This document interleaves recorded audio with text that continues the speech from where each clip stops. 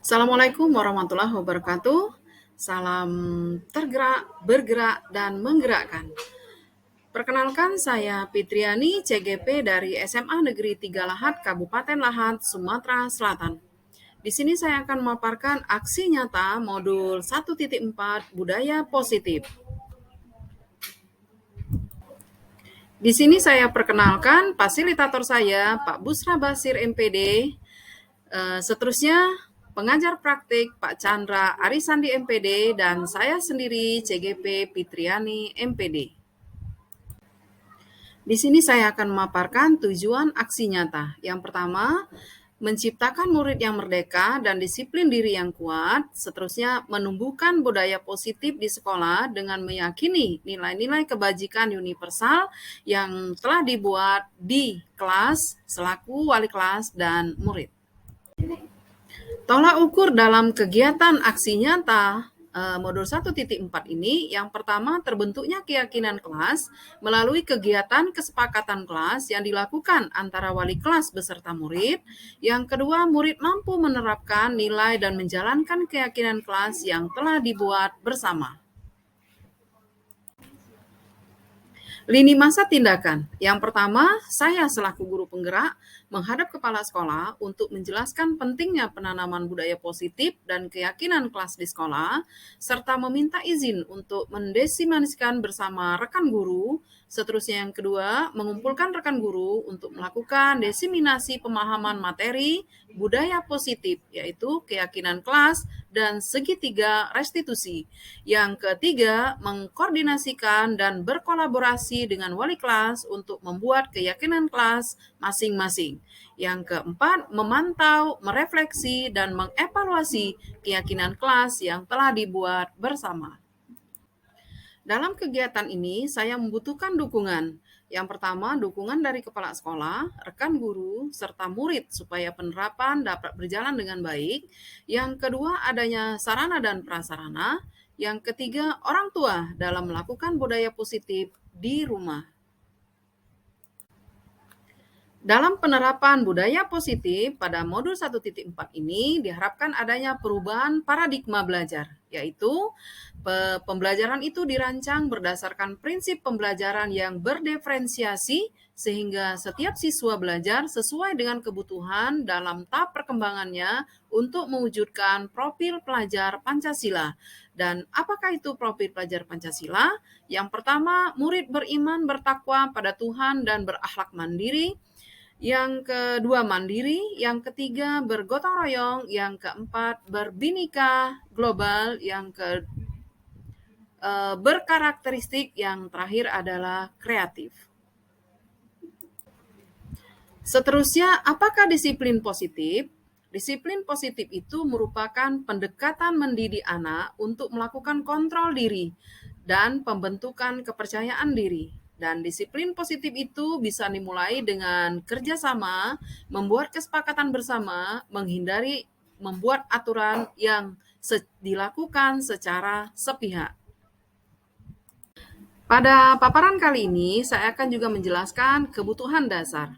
Menurut Dr. William Glasser, bahwa kebutuhan dasar itu adalah keseluruhan tindakan manusia memiliki tujuan tertentu guna memenuhi kebutuhan dasarnya.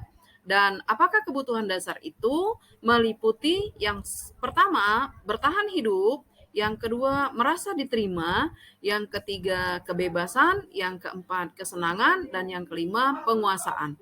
Nah, bila kebutuhan dasar ini tidak terpenuhi, maka siswa atau murid akan mengalami emosi negatif seperti bosan, sedih, kecewa, bahkan bila perlu mereka bisa melakukan menentang nilai kebajikan yang telah dibuat. Nah, di sini dalam mengatasi perilaku murid yang tidak terkontrol atau perilaku murid yang tidak menjalankan kesepakatan kelas, maka guru bisa mengambil posisi kontrol restitusi, yaitu yang pertama bisa mengambil posisi menghukum, pembuat rasa bersalah, teman, pemantau, bahkan manajer. Nah, dari semua posisi kontrol ini, maka posisi manajer adalah posisi yang paling diharapkan untuk bisa membina siswa menjadi lebih baik. Assalamualaikum warahmatullahi wabarakatuh.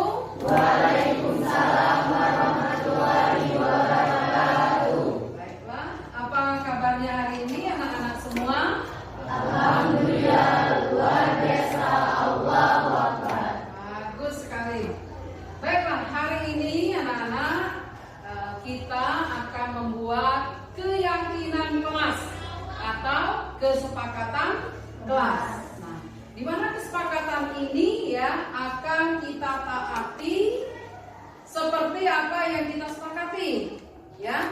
Artinya kalau kita buat kesepakatan, kita mentaatinya berarti sesuai dengan aturannya. Tapi kalau kita sudah sepakat buat keyakinan kelas, lalu kalian melanggarnya, maka kita sama dengan orang-orang yang munafik, ya.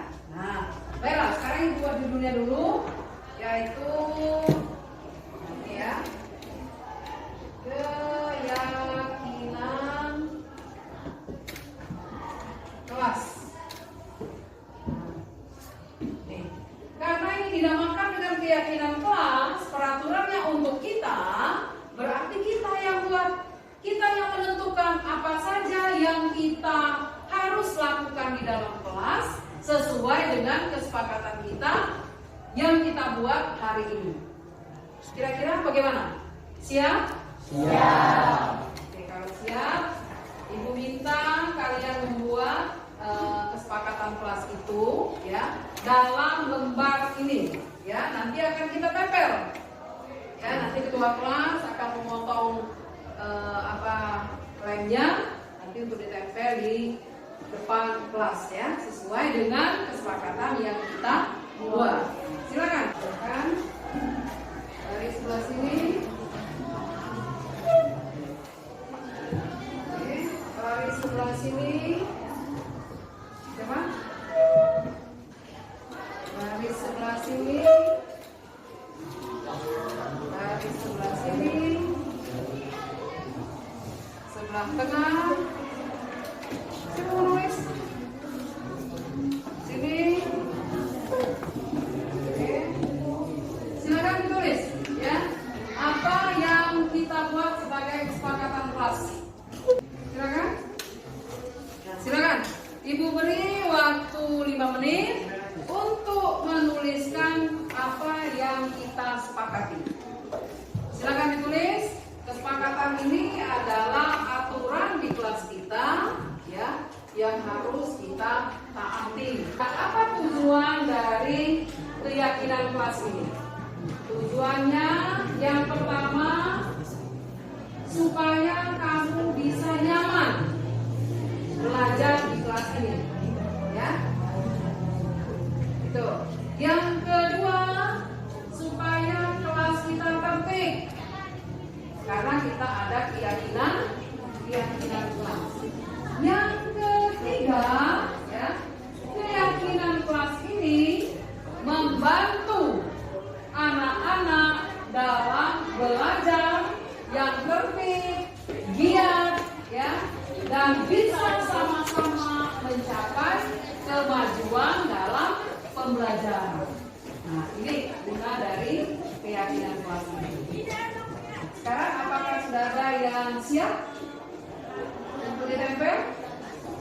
Sudah ada yang siap untuk ditempel? Sudah? Silakan ke depan kalau sudah. Apakah? Geser lagi, geser. Oke.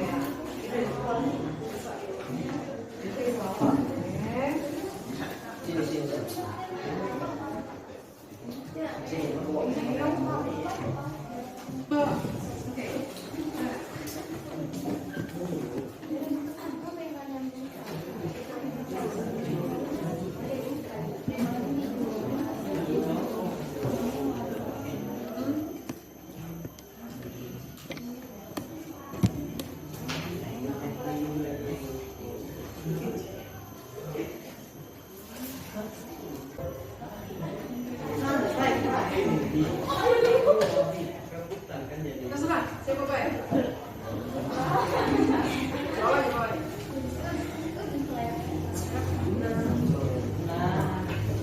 Bawa.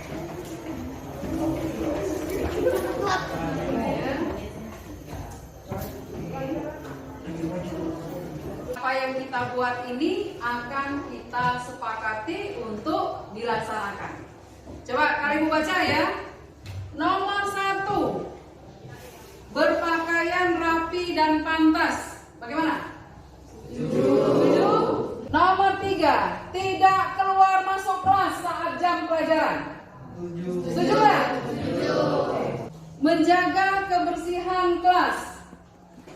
Setuju? Setuju. Bersih itu adalah sebagian dari iman. Kalau kelas kita bersih, maka kita bisa nyaman belajar, nyaman menangkap ilmu, ya, dan tidak bosan dalam kelas yang bersih. Oke, setuju ya ini ya. Jangan ribut saat pelajaran berlangsung.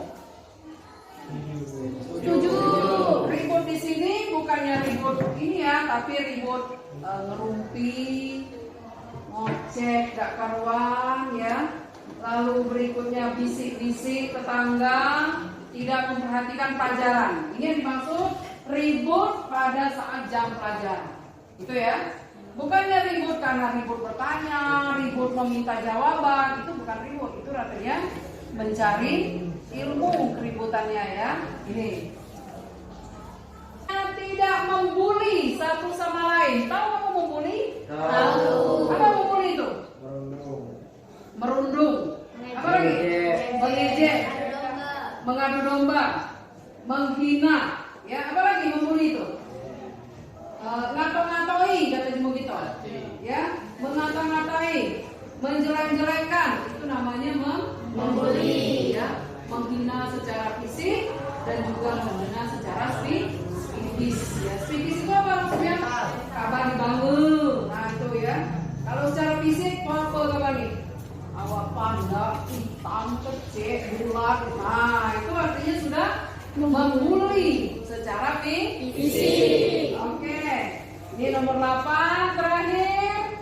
Tidak saling sindir menyindir. Harus saling menghargai satu sama lain. Ibu rasa ini tadi sudah ada ya. Yang di nomor 2. Oke. Bagaimana dengan keyakinan kelas kita ini? Sanggupkah kalian melakukannya? Sanggup. Jangan gup, sanggup, gup. Bagaimana? Insya Allah sanggup. Sanggup ya.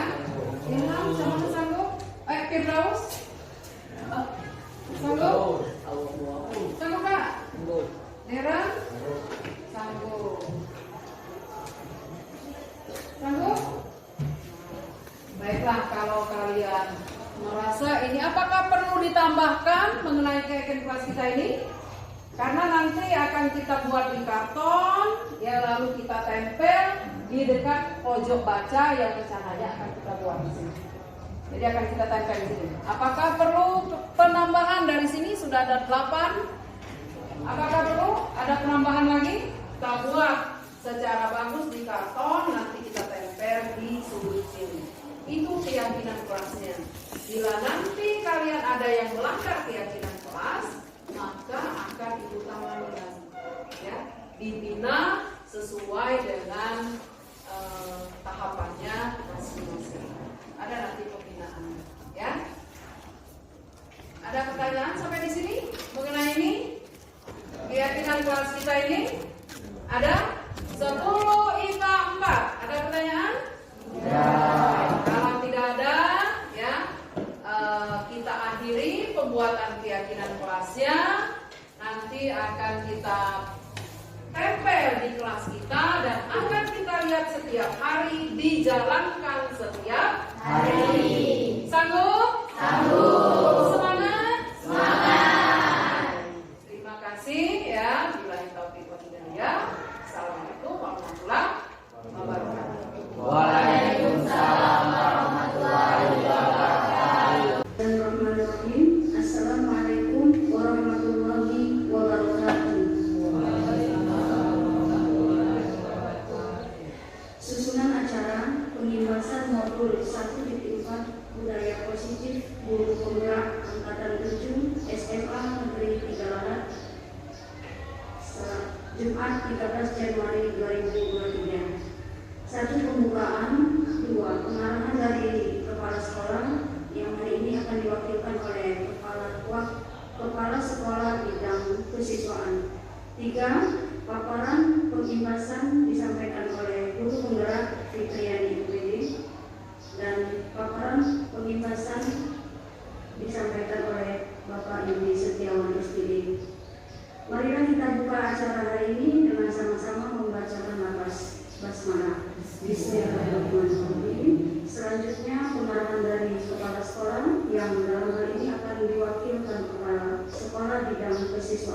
Kepada Ibu Otia, dipersilakan.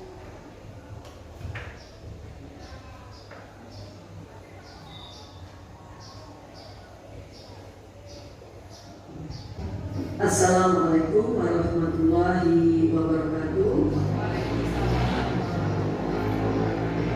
Ibu Fitriani, Sarjana Pendidikan, Magister Pendidikan, dan Pak Yudi Setiawan, Sarjana Pendidikan yang saya hormati, Bapak Ibu Guru SMA Negeri 3 Lahat yang juga saya hormati. Alhamdulillah Bapak Ibu, pada kesempatan pagi hari ini kita masih diberi nikmat sehat sehingga kita dapat berkumpul di ruang pertemuan SMA kita guna untuk memberikan support dan menghadiri dari kegiatan Pak Yudi dan Ibu Fitriani yang merupakan guru penggerak angkatan ke-7 yang pada hari ini akan menyampaikan modulnya Bu pengibasan modul 1.4 budaya positif di sekolah Ini berkenaan dengan kegiatan guru penggerak angkatan 7 Ibu Fitri dan Pak Yudi ini adalah perwakilan dari SMA Negeri 3 Lahat. Dan kami sangat berharap semoga Pak Yudi dan Ibu Fitri ini selalu diberikan dengan kesehatan sehingga dapat menyelesaikan kegiatan guru penggerak ini dengan baik. Terutama sekali bagi kita pihak sekolah, Dewan Guru, semoga apa yang nanti akan dipaparkan, disampaikan pada kegiatan ini, pada kegiatan ini dapat bermanfaat bagi kita selaku guru, juga siswa yang satu keluarga SMA Negeri 3 Lahat. Ini dapat membawa perubahan baik bagi kita guru, juga terutama bagi siswa-siswa kita. Semoga perubahan ini semuanya untuk kemajuan SMA Negeri 3 Lahat. Bapak Yudi dan Bu Fitri, kami semua Dewan Guru, baik kepala sekolah, semua mendukung kegiatan ini. Semoga nanti kegiatan ini berlangsung dengan sukses dan kita selaku warga SMA Negeri 3 Lahat ini dapat memetik hasil dari semua kegiatan ini.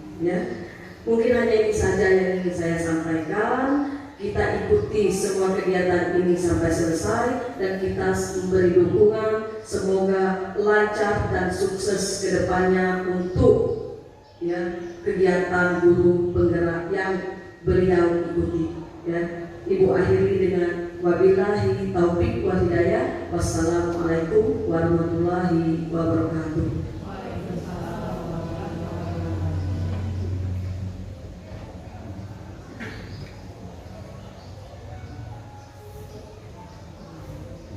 Terima kasih Ibu Kepala Sekolah. Selanjutnya kita mendengarkan paparan pengibasan yang akan disampaikan oleh guru penggerak Ibu Fitriani MPD. Kepada Ibu dipersilakan.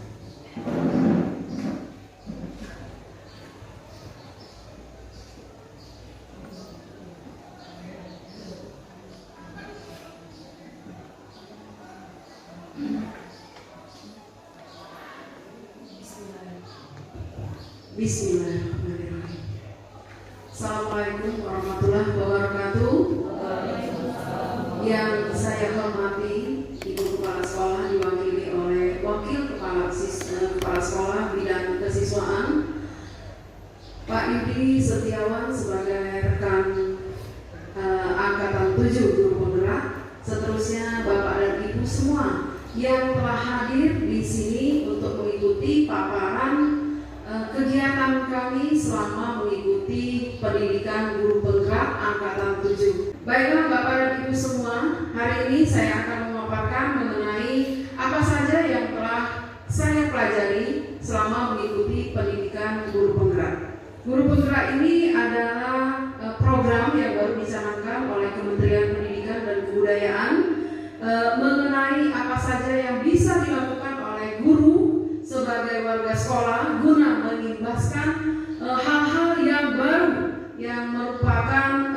jiwa dari pendidikan nasional kita. Yang jiwanya ini diambil dari filosofi Ki Hajar Dewantara atau Bapak Pendidikan Bangsa Indonesia.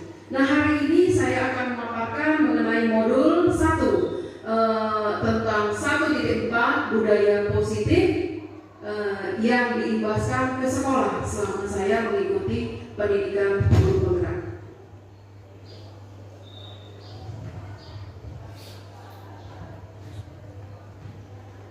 Nah, ini perkenalkan juga fasilitator saya, Pak Busra Basir MPD yang berasal dari Sulawesi Selatan. Seterusnya Pak Chandra Arisandi MPD dan saya sendiri selaku guru penggerak. Nah, apa tujuan dari program atau budaya positif 1.4 ini? Yang pertama, menciptakan murid yang merdeka dan disiplin diri yang kuat. Itu yang pertama. Yang kita tahu bahwa pendidikan itu awal mulanya karakternya itu dimiliki adalah disiplin dulu untuk setiap lini pendidikan kita. Jadi murid yang merdeka, artinya merdeka itu nyaman belajar di kelas, seterusnya saling menghargai di kelas, lalu berikutnya mereka berpikir untuk menambah wawasan ke depannya, merdeka dalam mencapai ilmunya. Terus yang berikutnya, menumbuhkan budaya positif di sekolah dengan meyakini nilai-nilai kebajikan universal. Jadi nilai-nilai kebajikan itu adalah nilai-nilai yang positif. Ya, nilai-nilai yang positif yang bisa kita terapkan di kelas, lalu di lingkungan sekolah. Dimulai dari gerbang sekolah itu, lalu siswanya ke dalam kelas dan pergaulan sehari-harinya. Itu yang akan mengimbaskan nilai-nilai kebajikan universal. Nanti akan kita lihat apa sajakah nilai-nilai itu. Nah, seterusnya adalah tolak ukur dari program ini. Terbentuknya keyakinan kelas melalui kegiatan kesepakatan kelas yang dilakukan wali kelas beserta murid. Itu yang pertama. Yang kedua, murid mampu menerapkan dan menjalankan keyakinan kelas yang telah dibuat. Nanti akan kita lihat apa bentuk keyakinan kelas, apakah nilai-nilai positif dari keyakinan kelas yang diyakini oleh seluruh warga kelas untuk dijalankan bersama-sama. Seterusnya, lini masa tindakan. Yang pertama, guru penggerak menghadap kepala sekolah untuk menjelaskan pentingnya penanaman budaya positif dan keyakinan kelas di sekolah. Yang kedua, serta meminta izin untuk mendiseminasikan hasilnya kepada rekan-rekan guru semuanya. Terus yang kedua, mengumpulkan rekan guru untuk melakukan diseminasi pemahaman materi budaya positif seperti yang dilakukan pada hari ini. Yang ketiga, berkoordinasi dan berkolaborasi dengan wali kelas untuk membuat keyakinan kelas masing-masing.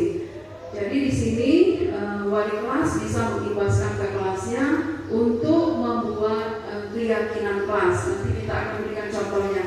Seterusnya, memantau, merefleksi dan mengevaluasi keyakinan kelas yang sudah dibuat. Apakah keyakinan itu sudah terlaksana dengan baik atau belum? Itu yang bisa direfleksi dan ditolak ukur, dipantau kegiatannya sehari-hari oleh wali kelas.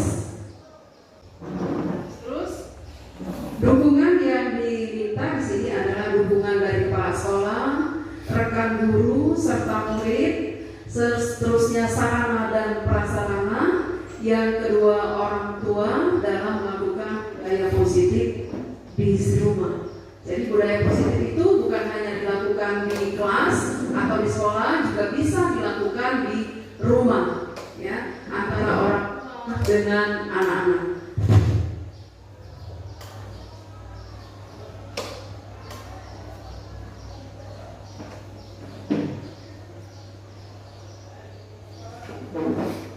Seterusnya, yang pertama di sini, ya tadi kita telah lihat budaya positif dimulai dari perubahan paradigma belajar. Jadi perubahan itu dimulai bahwa pembelajaran itu merupakan berdiferensiasi, sehingga setiap siswa belajar sesuai dengan kebutuhan dan tahap perkembangannya untuk mewujudkan profil pelajar Pancasila. Apakah profil pelajar Pancasila itu? Di situ ada 6. Yang pertama, beriman, bertakwa pada Tuhan Yang Maha Esa dan berakhlak mulia. Yang kedua, mandiri. Yang ketiga, bergotong royong. Yang keempat, berbindikaan global. Terus yang kelima, bernalar kritis. Dan yang keenam adalah kreatif. Nah, inilah profil pelajar Pancasila yang diharapkan dimiliki oleh anak-anak kita, terutama anak-anak yang dalam masa pembelajaran saat ini, untuk bisa menggapai mimpi dan harapannya di masa yang akan datang. Terus profil pelajar Pancasila itu dimulai dari kebutuhan dasar. Ini menurut Dr. William Glasser, ya, seluruh tindakan manusia itu memiliki tujuan tertentu guna memenuhi kebutuhan dasarnya. Apakah kebutuhan dasar yang dimiliki oleh setiap orang, setiap manusia? Maka yang pertama, bertujuan bertahan hidup, ya. Yang kedua, merasa diterima, baik itu di kelompok, ya, kawan, teman, ya, grup dan sebagainya. Lalu kesenangan itu fun, bermain, bercengkrama, bisa curhat, ya, kalau anak-anak, ya. Seterusnya penguasaan atau hal-hal yang mampu bagi dirinya mengendalikan dirinya untuk bisa lebih dalam pergaulannya sehari-hari. Nah, bila kebutuhan ini tidak terpenuhi, maka akan timbul emosi, ya, emosi negatif. Apa contohnya? Anak merasa bosan, merasa sedih, kecewa, bahkan bisa menentang nilai-nilai kebajikan. Nah, kalau kita lihat, apakah yang dimaksud ini? Kita sering melihat anak kita nakal, tidak disiplin, ya, melakukan hal-hal di luar nalar kita, misalnya memecahkan kaca, melempar genteng, atau apapun yang menurut kita hal-hal itu tidak boleh dilakukan oleh anak-anak. Nah, salah satunya ini, kebutuhan dasar ini tidak terpenuhi, ya. Misal ini, ya, kebutuhan untuk merasa diterima. Ternyata anak-anak itu tidak diterima dalam lingkungannya. Di kelas dikucilkan, tidak diajak bersama-sama, ya, tidak dipedulikan. Nah, hingga mereka membuat hal-hal yang menentang nilai-nilai kebajikan. Atau anak-anak itu merasa tidak mendapatkan apa yang diinginkannya. Misalnya, ya, ketika mengajar, guru hanya terfokus pada beberapa orang anak saja. Ada sebagian anak yang tidak diperhatikan. Nah, hal inilah yang membuat mereka merasa bosan, sedih, kecewa, bahkan menentang nilai-nilai kebajikan. Nah, ini yang dilakukan atau siswa kita, mengapa mereka tidak menerapkan disiplin seperti yang kita harapkan. Salah satunya ini, kebutuhan dasarnya tidak terpenuhi. Atau kebutuhan dasar di rumah tangganya, orang tua broken, ya, tidak mendapatkan perhatian, sehingga di sekolah mereka melakukan hal-hal yang bisa menentang nilai-nilai kebajikan. Nah, ini menurut Dr. William Glasser. Nah, yang inilah yang harus kita sadari sebagai guru, sebagai siswa, ya, agar kita bisa menyadari apa yang ingin dibutuhkan anak atau anak membutuhkan apa.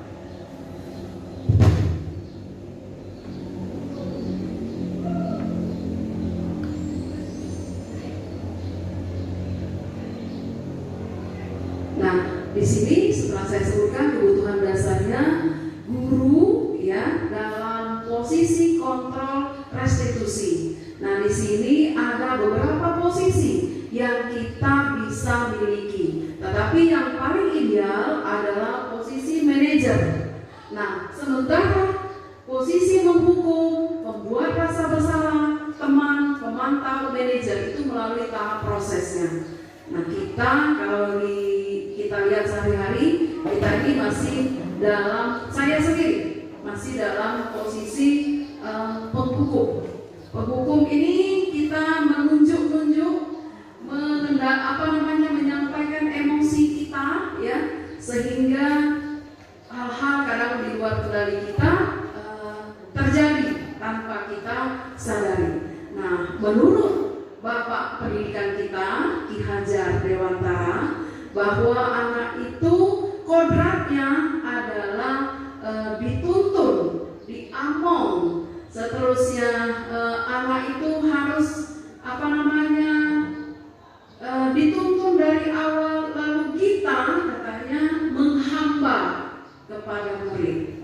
Nah, yang sifat menghamba inilah yang belum bisa kita lakukan sehari-hari. Bagaimana kita menghamba? Ini maksudnya maaf ya, bukan menghamba kepada Tuhan Yang Maha Esa. Artinya menghamba pada murid itu kita memenuhi apa yang diinginkan oleh murid, agar murid itu bisa menerapkan nilai-nilai kebajikan. Contoh, kita mulai menghamba kepada murid itu dari gerbang depan sekolah. Anak disambut dengan baik, ditanya sudah makan belum nak, atau oh bajunya kok kurang rapi hari ini, atau misalnya apa kabarmu hari ini kok cerah sekali, atau oh kok bajunya dikeluarkan, ada apa tadi. Ya, itu dari mulai sana. Lalu berikutnya bersopan santun, anak-anak bersopan santun kepada guru, guru juga bersopan santun kepada siswa. Lanjut di kelas dengan penerapan keyakinan tadi. Nah, seterusnya pada posisi membuat rasa bersalah, ini yang telah kita lihat bersama bahwa anak merasa terpojok. Nah, mana ini? Apa yang akan kita lakukan kalau seperti ini? Ya Allah nak, Mama kalau cak ini, Mama masa depan kau, kalau kau tidak berubah, kalau ini lagi, anak menjadi merasa tertekan. Nah, menurut Bapak Ki Hajar Dewantara, bila anak merasa tertekan, dia bukan yang berubah, tetapi merasa rendah diri, ya. Lalu anak merasa terkucil, merasa bersalah berkepanjangan karena kita membuatnya menjadi bentuk rasa bersalah tadi. Nah, terus kalau posisi teman, nah teman ini masih agak mendingan daripada posisi menghukum dan membuat rasa bersalah. Kalau teman, kita sebagai teman, ya Allah nak, ngaku baju kalau baca ini, oke lah, kalau untuk hari ini tidak apa-apa, bisa Bapak maafkan, ya. Lain kali berubah, atau tolonglah bantu Bapak untuk berubah, ya nak ya, tolonglah supaya Bapak ini segala macam. Nah, yang seperti ini memang anak berubah, tetapi berubahnya ya hanya bila dengan guru si A saja, dengan guru lain tidak. Saudara, aku cuma dengan ibu yang gitu, aku senang. Yang berteman dengan ibu itu, nah ini, jadi itu ya. Lalu kalau posisi pemantau, kita bertindak hanya untuk menegakkan peraturan. Misalnya, jam berapa hari ini? Itu datang ke sekolah jam berapa? Kau tidak taat peraturan berarti ya? Atau bagaimana? Nah, seterusnya itu posisi pemantau. Jadi kita hanya menjelaskan mengenai peraturan saja, tanpa memetik rasa simpati dalam dirinya. Nah, yang paling bagus kata Pak Ki Hajar Dewantara dan Dr. William Glasser tadi adalah posisi manajer. Posisi manajer ini ya antara guru dengan siswa itu ya, mereka berhadapan mencari solusi bersama-sama, ya, mencari solusi. Misal jam berapa sekolah kita masuk nak? Jam 7 Pak. Oke, aku kau terlambat. Ya ini karena terlambat bangun, aku udah pacak bangun, tidak terdengar bunyi apa-apa. Pokoknya tiba-tiba lah jam 7 Pak. Oke. Kalau seperti itu, kira-kira siapakah di rumahmu yang bisa membangunkan misalnya? Jawab muridnya kan? Ada Pak. Misalnya saya pakai beker kakek, saya setel bekernya. Atau kalau bekernya tidak menyala juga, ibu saya dan kakak saya bisa. Nah, berarti itu sudah solusi. Bagaimana? Kapan mau diterapkan seperti ini? Besok? besok, lusa, atau kapan? Besok Pak, saya bisa menerapkannya Pak. Nah ini posisi manajer kira-kira seperti itu ya. Anak merasa tidak ditekan, tapi dia berubah dari dalam dirinya secara intrinsik. Nah itulah dikatakan dengan posisi manajer. Nah mudah-mudahan kita semua bisa berada dalam posisi ini yang memang harus menghilangkan emosi, harus menghilangkan sparring kata orang ya. Pokoknya bersabar, ikhlas gunanya untuk mendidik siswa supaya menjadi lebih baik. Oke, sekarang Pak lanjutkan. Nah ini contoh saya membuat keyakinan kelas di 10 IPA 4. Apa kabarnya hari ini anak-anak semua? Alhamdulillah, luar biasa, Allah Akbar. Bagus sekali. Baiklah, hari ini anak-anak kita akan membuat keyakinan kelas atau kesepakatan kelas. Saya membuat kesepakatan kelas ini ya akan kita taati seperti apa yang kita sepakati ya. Artinya kalau kita buat kesepakatan kita mentaatinya berarti sesuai dengan aturan. Tapi kalau kita sudah sepakat buat keyakinan kelas lalu kalian melanggarnya, kita sama dengan orang-orang ya. Nah, baiklah sekarang kita judulnya dulu yaitu ya keyakinan kelas.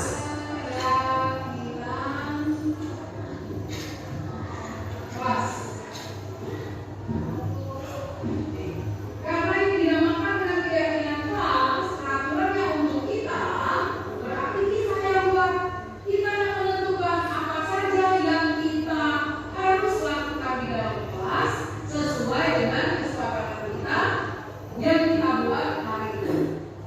Kira-kira bagaimana? Siap? Ya.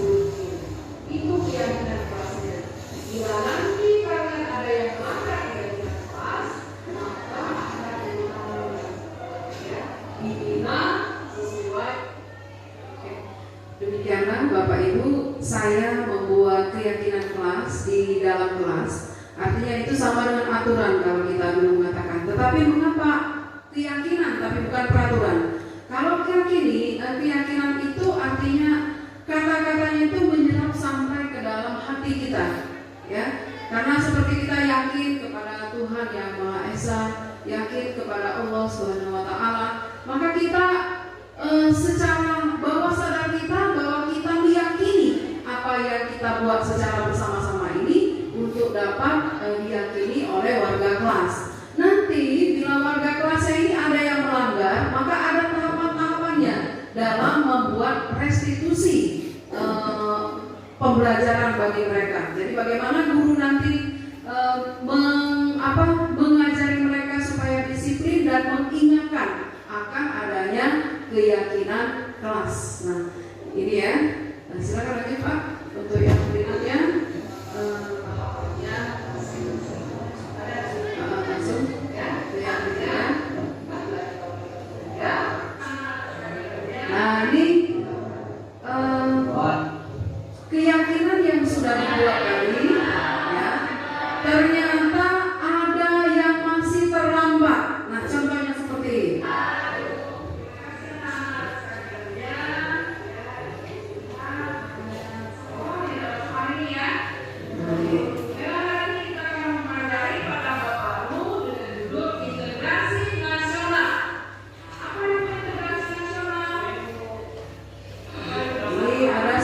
Yang terlambat, yang telah melanggar keyakinan kelas.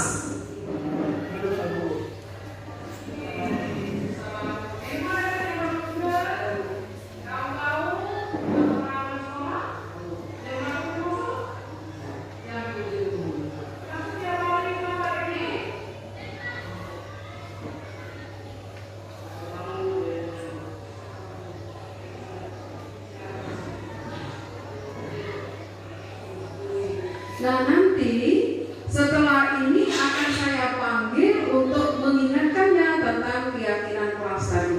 Nah, ini contohnya. Besok harinya Ebit saya panggil.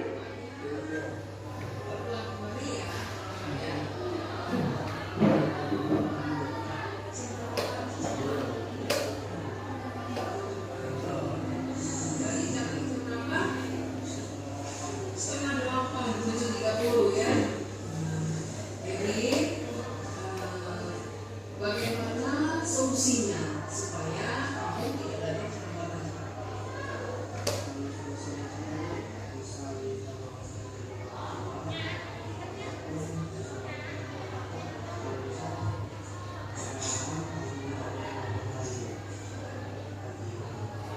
Terus apa lagi selain melarang, bantu ibu, apa lagi solusinya supaya kamu tidak bangun di sana?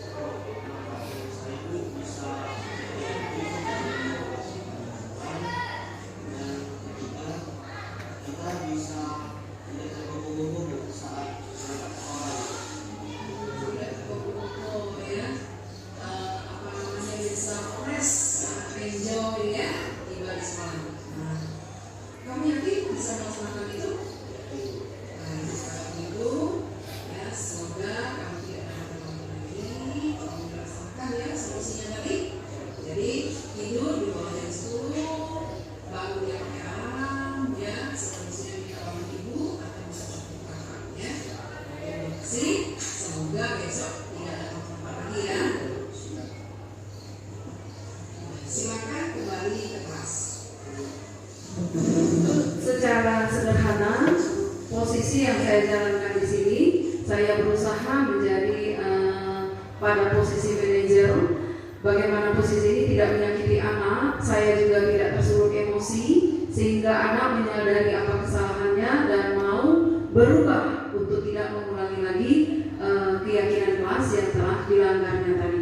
Nah, itulah Bapak Ibu apa yang bisa saya sampaikan pada hari ini yang mengenai tentang tugas-tugas seorang guru penggerak yang diharapkan mampu membawa perubahan positif di sekolah, ya, dimulai dari gerbang masuk sampai ke dalam kelas. Nah, ini diharapkan dukungan dari kita semua, Bapak Ibu, ya, Bapak Ibu, kepala sekolah, wakil kepala sekolah, juga anak-anak yang bisa membawa perubahan ini menuju pendidikan yang lebih baik. Jadi bukan pendidikan yang penuh dengan kata-kata keras dan kasar, ya, tapi pendidikan yang mampu menuntun anak untuk bisa berubah dari dalam dirinya secara intrinsik. Itu yang lebih perlu daripada perubahan hanya karena mengharapkan orang lain atau mengharapkan sebuah imbalan ataupun hadiah.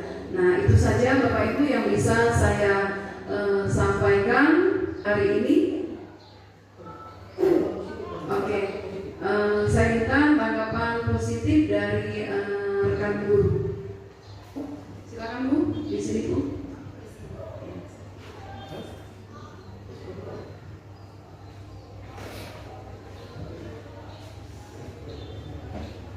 Assalamualaikum warahmatullahi wabarakatuh. Terima kasih kepada Pak Lidi dan Ibu Fitri untuk dalam video ini sangat bermanfaat sekali bagi kami guru dan sangat positif sekali karena kami baru tahu bahwa ada 5 posisi kontrol dan segitiga restitusi untuk dalam mendidik siswa. Jadi mereka tanpa paksaan dan kita juga tanpa emosi untuk menghadapi siswa-siswa. Semoga apa yang disampaikan Ibu Fitri dan Pak Yudi ini dapat kita terapkan di sekolah ini, khususnya di SMA Negeri 3 ini, untuk menjalankan disiplin menjadi lebih baik. Terima kasih Pak. Assalamualaikum warahmatullahi wabarakatuh. Assalamualaikum warahmatullahi wabarakatuh. Saya selaku ketua kelas dari kelas 10 IPA 4 mengucapkan terima kasih yang sebesar-besarnya kepada Ibu Fitriani yang telah membuat kesepakatan kelas, dan semoga kami lebih baik lagi dan lebih tertib dan disiplin lagi ke depannya. Apa lagi? Untuk kegiatan yang telah dilakukan oleh guru penggerak di SMA Negeri 3 ini, sejauh ini saya melihat sudah kelihatan positif dan baik, terutama kegiatan di dalam kelas, di mana mereka kan telah mengadakan kesepakatan kelas, ya, antara wali kelasnya, siswanya tentunya. Nah, di situ sudah terlihat oleh saya perbuatan ataupun kegiatan yang ke arah positif, sehingga anak yang satu yang tadinya mungkin kurang baik itu sudah bertambah positif. Nah, kami berharap dengan adanya guru penggerak ini kedepannya lebih banyak lagi gebrakan-gebrakan yang positif, sehingga ya dapat membantu kami pihak sekolah untuk menjadi lebih baik lagi sekolah SMA Negeri 3 tentunya. Itu harapan kami dengan adanya guru penggerak di sekolah kami.